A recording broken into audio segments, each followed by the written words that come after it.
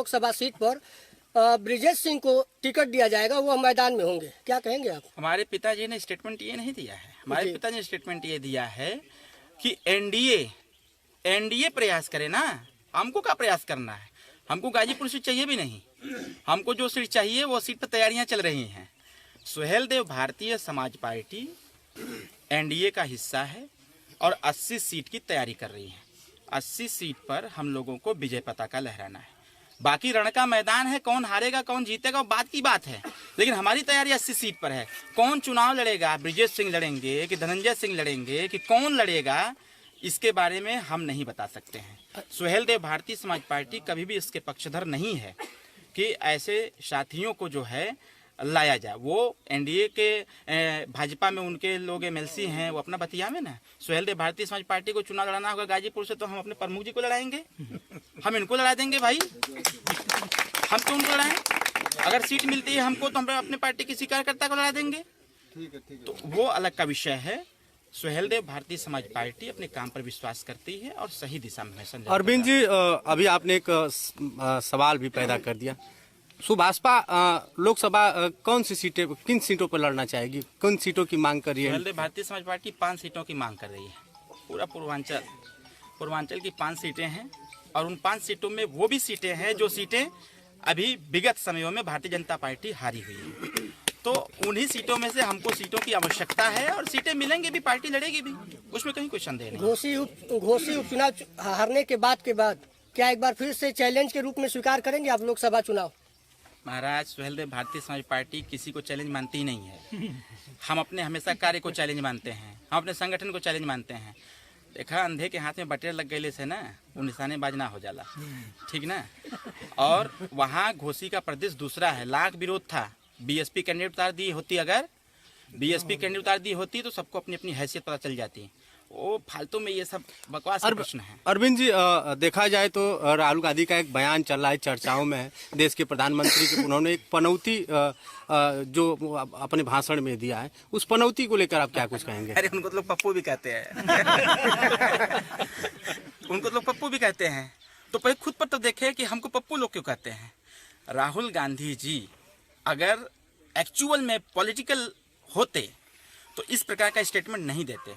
जिस प्रधानमंत्री ने पूरे दुनिया को लोहा मनवा दिया, आज भारत प्रगति के पथ पर है, हर स्तर में हर क्षेत्र में आगे बढ़ रहा है, तो वो उनके लिए प्रधानमंत्री जी पनौती जरूर होंगे। माननीय नरेंद्र मोदी जी राहुल गांधी जी के लिए, कांग्रेस पार्टी के लिए पनौती जरूर होंगे। जैसे देखिए, मैं बताता हूँ, अभी उन लोगों ने गठबंधन बनाया है, उसको बोलते हैं इंडिया, ठीक ना।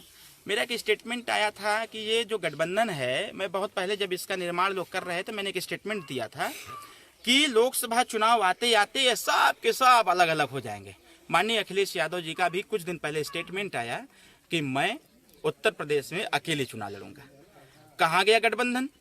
तो जब जब ये लोग प्रधानमंत्री जी की तरफ ताकते हैं, जैसे हम कहते हैं ना कि मेरी तरफ कोई बुरी निगाह से देखेगा उसको पीलिया हो जाएगा, तो उसी प्रकार से माननीय प्रधानमंत्री जी की तरफ जो भी उस निगाह से देखेगा उसका प्रभाव उसके ऊपर पड़ेगा, और उसी का परिणाम ये है कि उनका गठबंधन टूटता और बिखरता हुआ नजर आ रहा है। सुहेलदेव भारतीय समाज पार्टी एनडीए के साथ, भारतीय जनता पार्टी के साथ पूरे मुस्तैदी से लगी हुई है। सिर्फ मंत्री बनने के लिए नहीं, सिर्फ सीट लेने के लिए नहीं।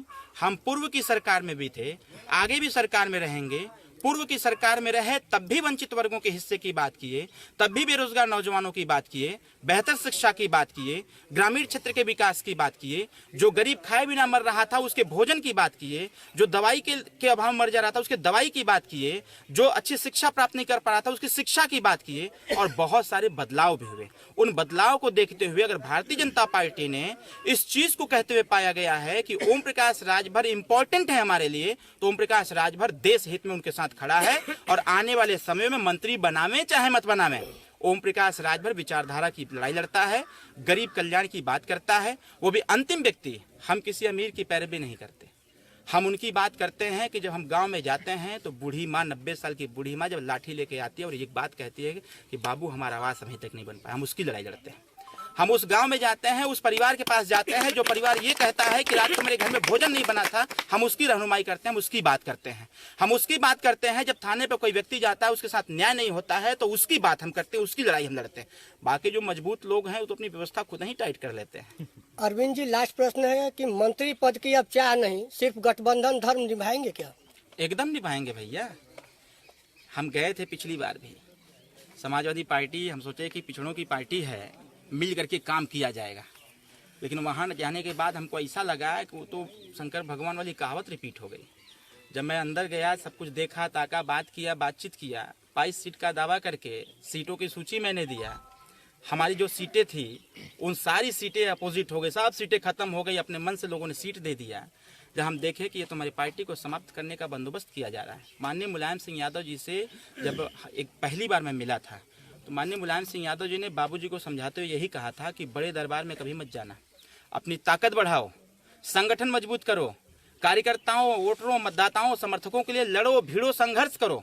जब संघर्ष करोगे तो एक मुलायम नहीं 100 मुलायम पैदा होंगे जो ओम प्रकाश राजभर को याद करेंगे। और ये बात